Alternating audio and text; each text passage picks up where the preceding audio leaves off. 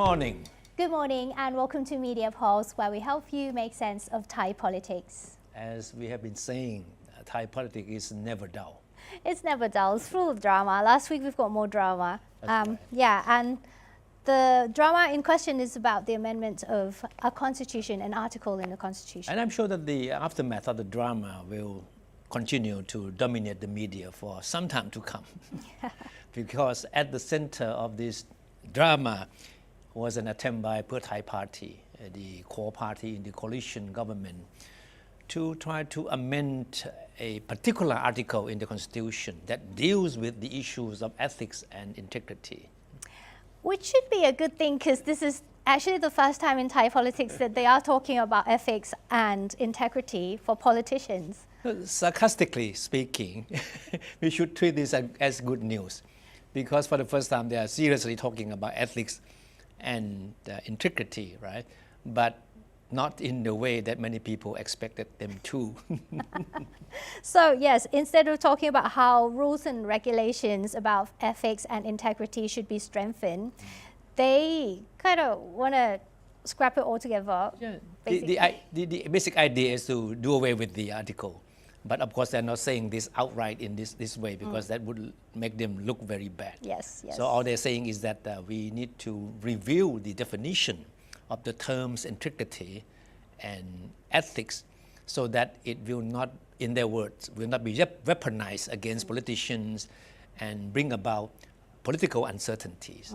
And the article in question is Article 160. Just to recap, it says that Cabinet members must demonstrate evident integrity and have a history free from serious breaches of professional ethics.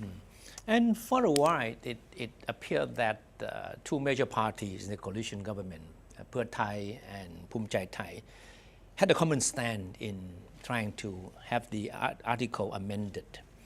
And their argument is that the definition of the terms ethics and integrity is too broad and is open to arbitrary interpretation. And they pointed to the case of former Prime Minister Srettha Thavisin, who was ousted by the Constitutional Court on the grounds that he lacked integrity and ethics for appointing a person with a conviction record as a cabinet member.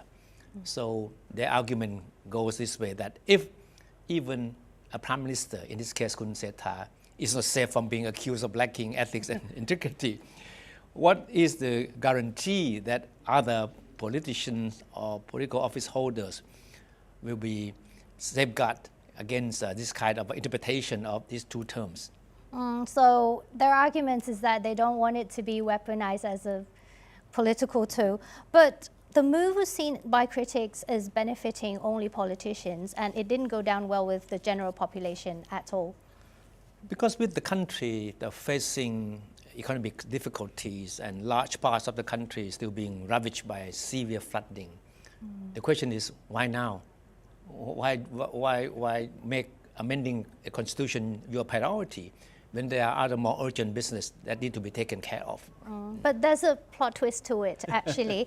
And the word of the week, I think, for this drama is backtracking. That's right. Backtracking, I think this has become the watchwords in the Thai media. Klap lam. Lam, Right, yeah. Klap lam. Of course, it means backtracking.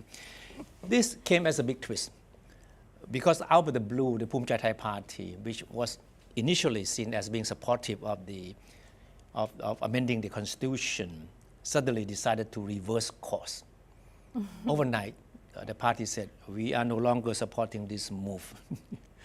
And its leader, Kun Paetongtarn Villagun, insisted that there are other priorities that need immediate attention from the government, and amending the constitution is not one of them. So it caught even Pheu Thai and Prime Minister Paetongtarn by surprise, because in the press conference, Prime Minister was asked on the spot about the sudden change of mind by the Phumchai Thai Party at the press briefing, with Kun Anutin actually is present in that press briefing as well.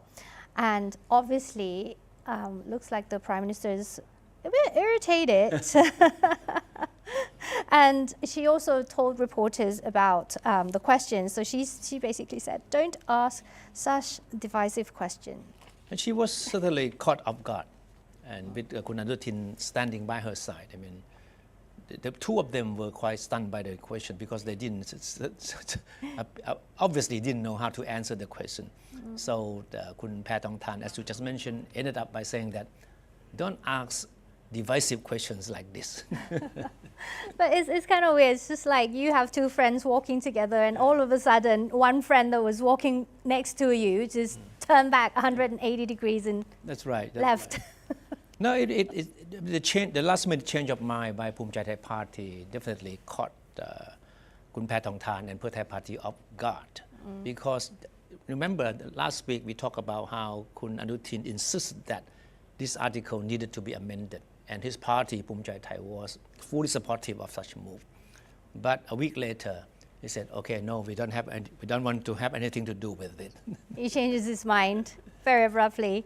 And what he said subsequently was also equally interesting. He said, before he said that the article was a source of political uncertainties. But last week he said that if you are in politics, you must be ready to be scrutinized. And that if you are not sure your hands are clean, don't enter politics. So in a way, he was sort of offering his personal support to this kind of rules and regulations on the issue of ethics and integrity.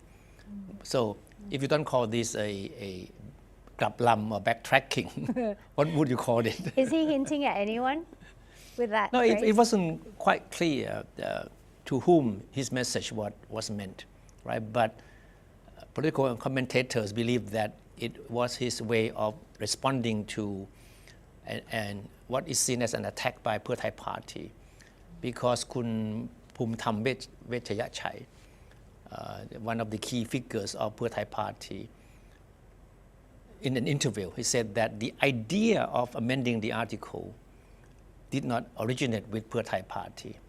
It was the idea of a major party in the coalition government. He didn't mention names, but it was easy, I mean, to see it as his reference to Phumjai Thai Party. So this is another small episode reflecting the deep rivalry between these two major parties. That's why the term hot potato, because this is the headline from Matishon I took. So Anutin denies backtracking and emphasized that he is not the leader of the big political party in question after Pheu Thai avoids hot potato. Okay, for political convenience, Phumjai Thai and Pheu Thai Party are working hand in hand as coalition partners. But deep down inside, they see each other as rival. And they certainly will see each other as competitor in the next elections. So that's why everything they are doing now is an indication of how good their relationship is and will be. Remember in the first few episodes of Media Pulse, we talked about Kun Anutin and his party, that he didn't need to rush because he's got all the votes. But then, he may be harboring some That's right, because tensions. At one point he was even seen as a potential candidate as prime minister after Kun Sethar was ousted. Remember that? Yeah. All right. Nobody wants to be number 2, right? So back to the issue of constitutional amendment. There's a common agreement among most political parties now, both the government and the opposition. But there seems to be just only one party now who is for amending the constitution. That's right. But I think the general agreement among them at this moment is that amending the constitution should be done through a comprehensive rewriting of the charter, rather than cherry picking individual articles like Phumjai Thai or Pheu Thai Party tried to do earlier. Right. Yeah, and this constitution is seen as a legacy of the military coup in 2014 as well. So yeah, there we go. So far we have 20 constitutions. Yeah. But Thailand has a rather unenviable record as far as the issue of constitutions is concerned. We have had altogether as many as 20 constitutions since the revolution that ended the system of absolute monarchy in 1932.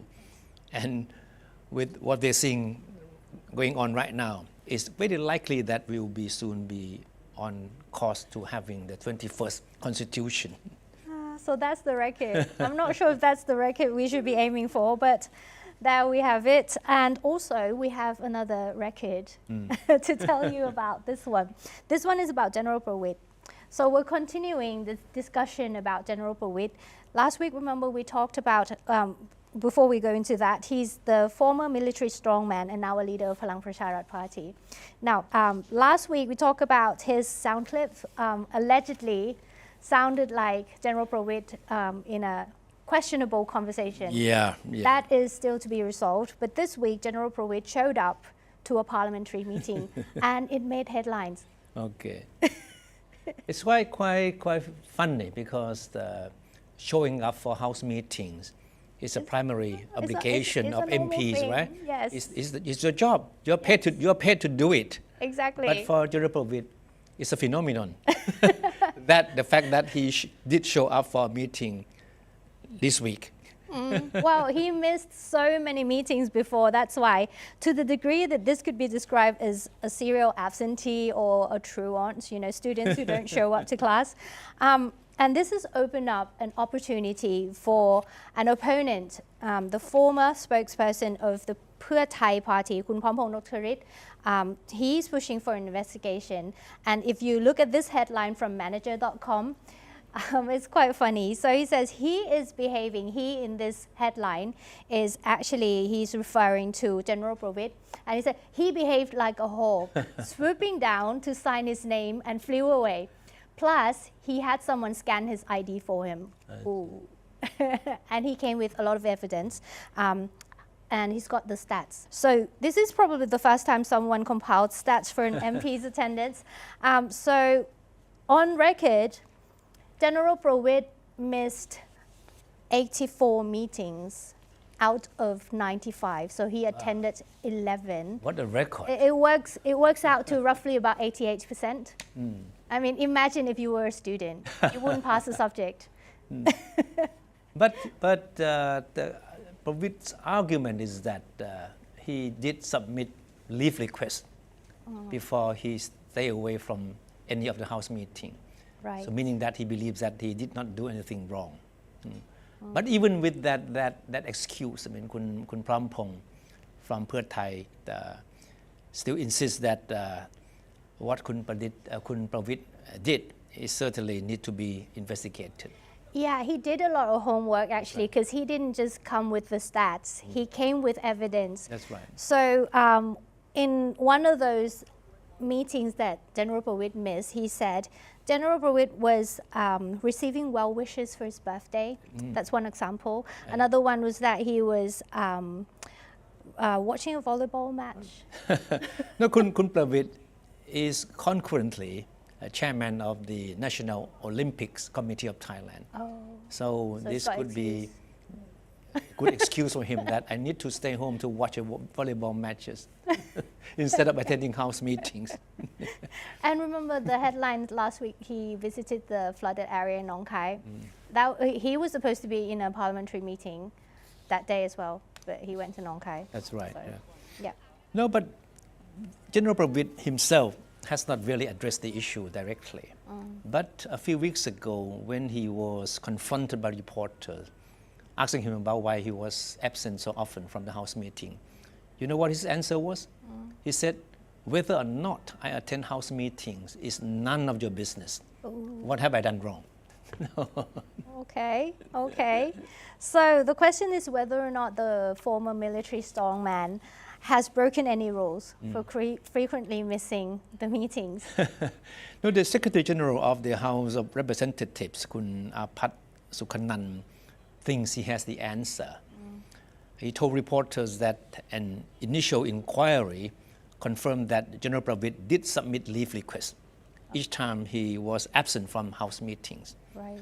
And he explained that House regulations permit an MP to be absent from no more than 1/4 of meetings during each House session, as long as they submit leave requests in advance. So he's got all the documents. Yeah. But 88% is not. It's more than. It's still more than 1/4. All right. This episode will certainly continue to make headlines, and we'll come back with any progress if we have any. Oh, sure, Next week. sure. We do have some stories about the Prime Minister herself as well. So the baht is stronger this week. In fact, is the strongest in 30 months. So the baht is roughly about 32 to $1 now. And by definition, if you study economics, stronger currency, if you're holding a US dollar, you would need more US dollar to buy Thai baht. And that excuse me, that would make Thai goods more expensive for US dollar holders. And by the law of supply and demand, when something's more expensive, then there'll be less demand for it. But our Prime Minister seems to have a different set of assumptions. What did she say? Well, in a press briefing, she was asked about the Thai baht, and then she says, the baht that is strong is good for exporters. I mean, ouch. Because that certainly raised a lot of eyebrows. I mean, she's got all the and she wasn't aware of what she was talking about until after she went back into her office and might have consulted or might have been sort of advised by her people around her. That was a retake, right? And then she rushed back to the podium a few hours later to talk to reporters on this same issue. What did she say in the second press briefing? She said she was asked too many questions by reporters, so she was confused.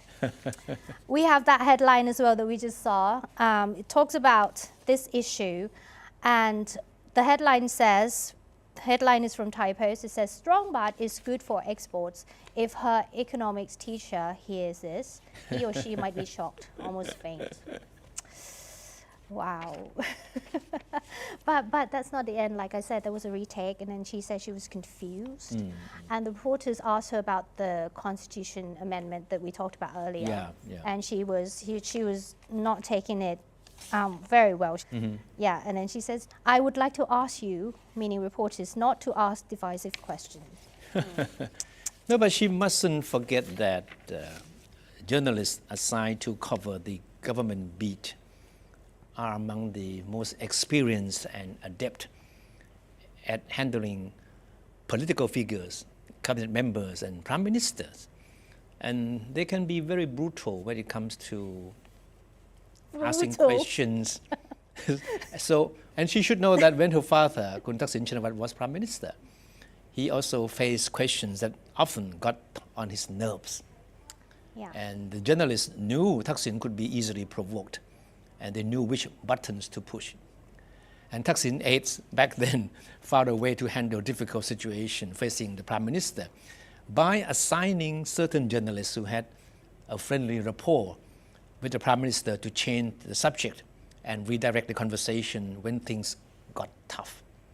And as you all know, that when Kun Thaksin was in power, he never hesitated to use his political power and business clout to influence the media. But, remember General Prayut Chan-o-cha, when he was in office, he was also mocked by journalists for his temper. Even during that time, journalists at the government house never shied away from asking questions that often got under his skin too. Yeah. And often provoking unsavory headline-making responses from him. And there was one time when he was so angered by a reporter's question that he responded by saying that he will execute reporters who did not report the truth. And this remark made headlines in foreign media worldwide. And back then, a lot of media people tried to ask for my reaction on this comment. Right? And my answer was that his bark is worse than his bite. Oh, okay. So he was safe. He may be very angry with you when facing a question that he didn't like. But if you translate this in Thai, it would be very rude. I know. But it does illustrate the point. I do get it. However, there is good news for the government and the Thai people as well this week. It's about the cash handouts, the 10,000 baht handout. Okay. It's not much in US dollars actually, so it works out to about $300 US dollars. But that's something that the government has been trying to push forward for so many months, more than a year now. It's a flagship program of this current government. And the Prime Minister actually said that when this rolls out, it will create an economic whirlwind.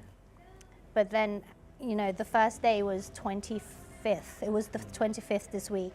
The money came out, but things didn't go as planned because some people were spending it on repaying debts. Right, instead because of we spending know it good we know resources. that Thailand has problem with household debts. So it would not be a surprise if the first thing that the people who receive these handouts do is to use the money to pay the debts instead of spending the money to stimulate the economy as the government wants. And yeah, a lot of economists were expecting this, and that could create a bigger problem because once they repay the debt, they have the credit to go and borrow again. Okay. So that might be a problem. I think because the question is why the money, which is not much, 10,000 baht for many people, but for small people, people who have debts, people who still have living from hand to mouth, this 10,000 baht is very significant A lot amount of for money. them. There's actually one person Yeah, but that our report. reaction from this lady certainly tells a lot of stories. ตื่นเต้นไม่เคยมีเงินหมื่นไม่เคยมีเงินพัน ใจเย็นๆใจเย็นๆครับใจเย็นๆใจเย็นๆป้าใจเย็นๆป้าใจเย็นๆแป๊บนึงป้าใจเย็นๆเด้อ ป้าเราไปเห็นร้องไห้ บาทแล้วครับ เอาช่วยดูหน่อย นี่ค่ะ โต 2 3 4 5 6 7 8 9 10ดีใจมากเลยค่ะไม่เคยถือเงินพันมานานแล้วโอ้ยเงินหมื่นมานานแล้วค่ะขอบคุณรัฐบาล So definitely good news for the people. All right. Okay. And we're expecting more news from the Prime Minister. That's right. We end this week's program with a free promo for this event. You know that both before and after taking office, Kun Paetongtarn, the Prime Minister, has been consistently ridiculed by her critics for what they see as a lack of understanding and depth on important issues. And a series of gaps and blunders she has made certainly do not help, right? But now it looks like she is going to prove her critics wrong. And she intends to do it in a very big way. So early next month, she will take to the stage to talk on the topic ASEAN Economic Outlook 2025. And according to a promo piece of the event organizer, Prime Minister Paetongtarn will unveil her vision on how to bring the Thai economy to the forefront of ASEAN. Yeah, and it's called The Rise of ASEAN, a renewing opportunity. Yeah, okay. And this is supposed to be Paetongtarn's first public appearance after assuming office to talk about her ideas and vision in the regional context. And equally important, this upcoming event is seen as a sequence to a similar forum last month where her father, Thaksin Shinawatra, offered her his vision for Thailand's future. And again, it will be organized by the same media group that hosted Thaksin's forum, Oh, I see. the Nation group. Yeah. So this is episode 2 of the Vision Unveil. Yeah, it can, certainly her critics will see things in that context. We'll be watching. We'll definitely be watching and tell you more about it once it happens, so early next month. Anyway, I guess that's it for this episode. Okay. So thank you for watching. I'll see you next week. Bye.